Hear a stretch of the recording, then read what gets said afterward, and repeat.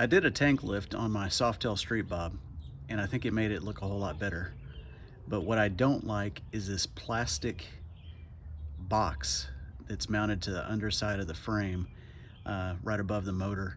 I think it just looks ugly, and I would like some empty space above the motor between the frame, give it more of a classic chopper look. And I saw on a HD forum that a guy said basically you just gotta take off your horn and then start unscrewing stuff, and you can get rid of that box and tuck the wires. So that's what I'm gonna do. First, I'm gonna take off this 3/8 bolt.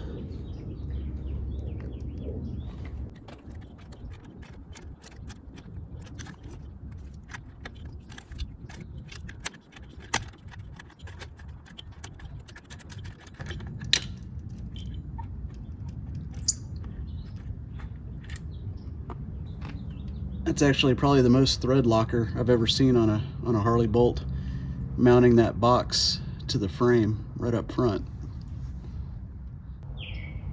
I pulled these two plugs out of the back, this one here and that one there, and they're pretty different, so you shouldn't have to label them or anything. I don't think you can get them confused. To get that plastic box out, you're gonna have to take the front mounting bolts off your tank and prop it up with something. I use a little wooden piece of 1x2 so that you can get to this little tab here that's mounted to the frame.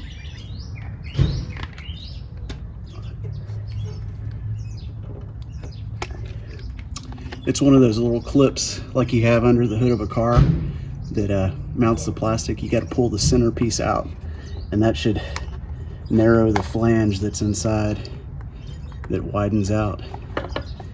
And now this should come loose. And on the bottom of the box, you can see we've got some more torque screws that I think need to come off to get the cover of the box off. Let's see if I can get in there with the T-handle.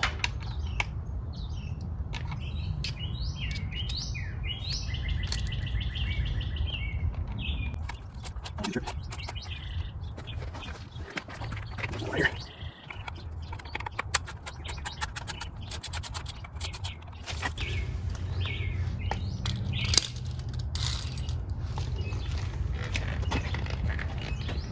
Let's see.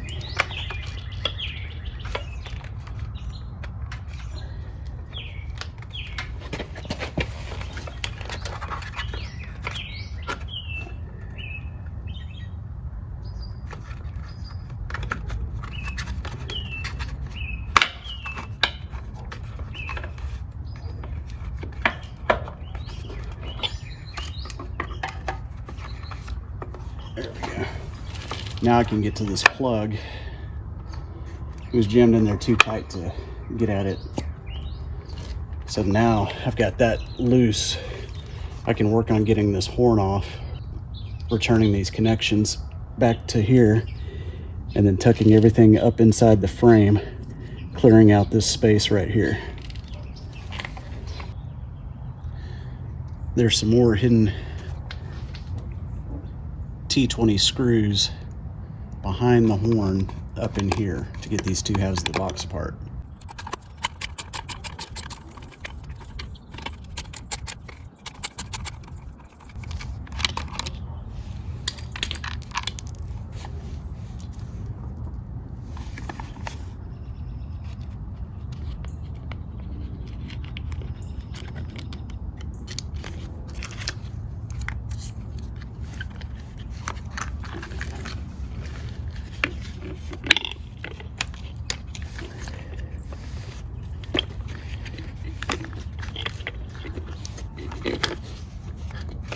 Let's see. There we go.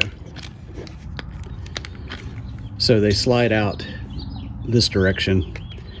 You just got to push down this little tab in front here. They have a little notch that has to get over it, and then you can slide them out the front like that. So far nothing broken.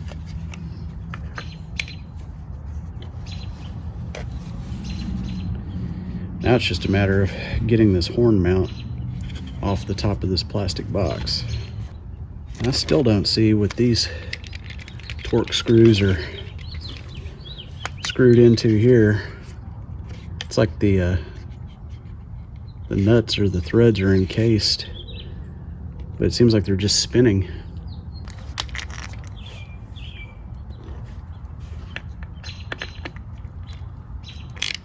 And just seems to spin. Whatever it's threaded into back here is not turning it loose. All right, so I couldn't get these torque screws out of this piece of plastic. There's nothing on the back to hold on to, and they just keep on turning. So what I'm going to do is I'm just going to cut a piece of steel the same length as from this hole to that hole. I took the horn off of here, and I'm just going to drill a straight piece of steel, bolt the horn onto that end, and bolt that end onto the frame, and just do away with this whole thing. So I think I'm just going to take the USB charger off altogether, and I'll just carry that in my saddlebag in case I happen to need it. But I don't feel like having it dangling there or strapped to the frame, so I'm just going to take that off, carry it with me if I'm on a long trip or something like that. But usually don't even use it. Actually, I've never used it. My trickle charger plugs into a pigtail that I have wired directly onto the battery back by the seat, so yeah, unnecessary.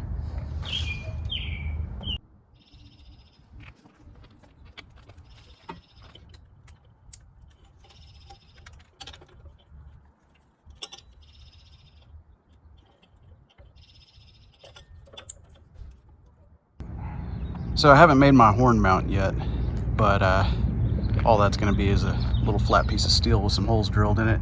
So this is roughly what it's going to look like here. Look at all that daylight coming through underneath that tank. That looks way better.